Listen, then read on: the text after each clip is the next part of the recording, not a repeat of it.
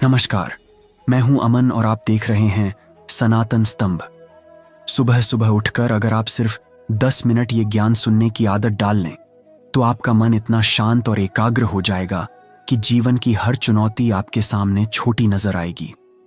और आज के इस वीडियो के अंत में मैं आपको एक ऐसा रहस्य बताने वाला हूं जो शायद आपकी जिंदगी का नजारा ही बदल दे। इसलिए वीडियो को अंत तक जरूर देखें। एक पल की कल्पना कीजिए, कुरुक्षेत्र का विशाल मैदान, युद्ध की पूर्व संध्या, दो महान आत्माएं भगवान श्री कृष्ण और अर्जुन एक रथ के नीचे बैठे हैं। चारों ओर सन्नाटा छाया हुआ है, मानो प्रलय से पहले की शांति हो। तभी श्री कृष्ण का मधुर पर गंभीर स्वर गूंजता है, हे पार्थ, आज मैं तुम्हें जीवन के सबसे गहरे रहस्यों में से एक रहस्य बताने वाला हूं। 7 ऐसे स्थान जहां बुद्धिमान व्यक्ति कभी नहीं जाता। यह ज्ञान तुम्हें न सिर्फ इस युद्ध में बल्कि जीवन के हर युद्ध में विजय दिलाएगा। अर्जुन ने विनम्रता से हाथ जोड़कर कहा, प्रभु, आपके श्रीमुख से निकला हर शब्द मेरे लिए अमृत समान है। कृपया मुझे पूरा ज्ञान दीजिए। और फिर श्री कृष्ण ने शुरू किया अपना दिव्य उपदेश। पहला स्थान, जहां आपका अपमान होता है।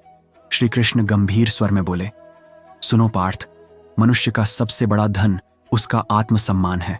वह स्थान जहां तुम्हारी इज्जत न हो, जहां तुम्हें तिरस्कार की नजर से देखा जाए, उस स्थान पर कदम रखना आत्महत्या के समान है। अपमान की एक क्षणिक घटना तुम्हारे आत्मविश्वास को इतना कमजोर कर सकती है जितना कोई बड़ी से बड़ी हार नहीं कर सकती। सम्मानित पुरुष के लिए अपयश मृत्यु से भी बड़ा होता है। इसलिए हे अर्जुन, सबसे पहले स्वयं से प्रश्न करो, क्या यह स्थान मेरे सम्मान के अनुकूल है? यदि नहीं तो वहां से दूर रहो। दूसरा स्थान, विषय वासना का केंद्र। श्री कृष्ण की आंखों में गहरी गंभीरता थी। वत्स, कुछ स्थान ऐसे होते हैं जहां प्रवेश करने मात्र से ही मनुष्य का चरित्र और आत्मबल दोनों कमजोर हो जाते हैं। विषय भोग के ये केंद्र बाहर से तो आकर्षक लगते हैं, परंतु भीतर से ये आत्मा की ऊर्जा को सोख लेने वाले होते हैं। यहां का क्षणिक सुख तुम्हें ऐसे जाल में फंसा देगा जिससे निकलना बहुत कठिन होगा। काम वासना रजोगुण से उत्पन्न होती है और यह कभी न तृप्त होने वाली, सदैव भूखी रहने वाली है। तीसरा स्थान, मदिरा और नशे का वातावरण। हे पार्थ, श्री कृष्ण का स्वर और गंभीर हुआ। जहां मदिरा और नशे का वातावरण हो, वह स्थान आत्मा के लिए अंधकारमय गुफा के समान है। नशा केवल शरीर को ही नहीं बल्कि मन और बुद्धि की जड़ों तक को नष्ट कर देता है। विवेक ही मनुष्य का सच्चा मार्गदर्शक है, और जब विवेक ही नष्ट हो जाए तो फिर राजसत्ता, विद्या, पराक्रम सब व्यर्थ हो जाते हैं। नशा आसुरी प्रवृत्ति की पहचान है और बुद्धिमान व्यक्ति ऐसे स्थान से सदैव दूर रहता है। चौथा स्थान, शत्रु का घर। श्री कृष्ण ने समझाते हुए कहा, शत्रु का घर वह स्थान है जहां विश्वास का नामो निशान नहीं होता। वहां की मधुर वाणी और आतिथ्य मायावी जाल है जो तुम्हें भुलावे में डालकर तुम्हारा सर्वनाश कर देगा। शत्रु के घर का हर कदम छल से भरा होता है, हर शब्द में विश्वासघात की संभावना छुपी होती है। एक पल की असावधानी तुम्हें तुम्हारे धर्म पथ से विमुख कर सकती है। पांचवां स्थान, जहां अधर्म का राज हो। हे अर्जुन, श्री कृष्ण का स्वर दृढ़ था। जहां धर्म के विरुद्ध कार्य होते हों, जहां निर्दोष प्राणियों पर अत्याचार हो, अहिंसा का उल्लंघन हो या धर्म ग्रंथों का अपमान हो, वह स्थान पाप का गढ़ है। ऐसा स्थान आत्मा को दूषित कर देता है। वहां का वातावरण ध्यान को भंग करता है और मनुष्य का अंतर्मन पाप के भार से दब जाता है। अहिंसा सबसे बड़ा धर्म है, और जहां अहिंसा का नाश हो वहां से दूर रहो। छठा स्थान, चरित्रहीन और लोभी का घर। श्री कृष्ण ने गहनता से समझाया, चरित्रहीन और लोभी का घर वह स्थान है जहां नैतिकता और सत्य का कोई मूल्य नहीं। यह ऐसा दलदल है जो तुम्हें और तुम्हारे आत्मसम्मान को निगल जाएगा। लोभ और चरित्रहीनता मनुष्य को पशु से भी नीचे ले जाते हैं। गीता में मैंने कहा है, काम, क्रोध और लोभ ये तीनों नरक के द्वार हैं। इनसे सदैव सावधान रहो। सातवां स्थान, अहंकारी का घर। अंत में श्री कृष्ण ने कहा, हे पार्थ, अहंकारी का घर वह स्थान है जहां विवेक और विनम्रता का लोप हो चुका हो। अहंकार मनुष्य को अंधा बनाता है और उसका घर पतन का केंद्र होता है। वहां की हवा में घमंड की गंध होती है। वहां की बातें केवल स्वयं की प्रशंसा से भरी होती हैं। अहंकार आत्मज्ञान की सबसे बड़ी बाधा है, इसीलिए ऐसे स्थान से सदैव दूर रहो। श्री कृष्ण ने अंत में कहा, हे अर्जुन, ये हैं 7 वर्जित स्थान, इनसे दूर रहना ही तुम्हारे लिए कल्याणकारी होगा। यही सच्ची आत्मरक्षा का मार्ग है। परंतु इतना ही पर्याप्त नहीं है, तुम्हें एक और गहरी बात समझनी होगी।